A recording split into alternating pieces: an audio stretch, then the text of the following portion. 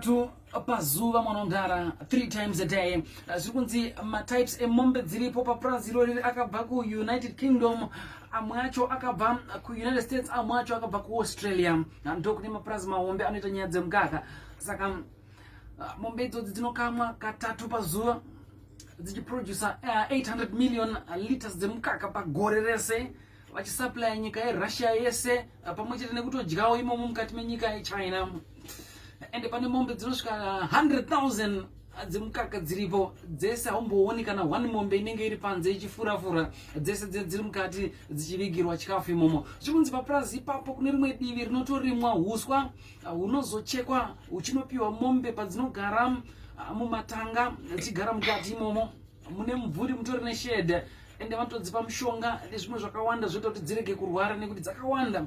100,000 dairy cows, 225 million acres of space, pakashandiswa 161 million US dollars kuvaka purazi irori, ende dzikamwa katatu. Ende purazi irori rakatokura kutodarika nyika yePortugal, rigokura kutodarika nyika yeUK, ihombe kudarika Zimbabwe ino.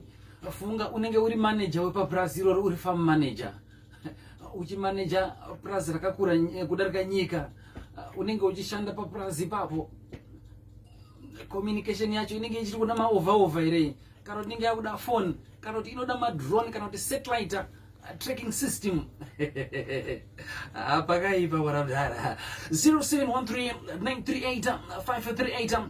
Tangatitsaro pana paka nezvepurazi hombe kudarika mapurazi ese pano pase. The world's largest farm, the world's biggest farm, inonzi Mudanjiang City Mega Farm, inowanikwa pa border reRussia neChina. Saka purazi iri rakazowandira kunyika yeChina, ndo kwakaita flata, ndo kwadzochengeterwa mombe, asi pane chibvumirano pakati penyika yeChina neRussia, ende vanosupply nyika yeRussia yese pamwechete nekutodya imo muChina macho. Masports acho science and tech apera pano, ndodzi se Esraldo ngatitaure pa 0713-938-538, 0713-938-538. Aya ndononzi mapurazi manyama, mafamu manyama, mukaka nyama.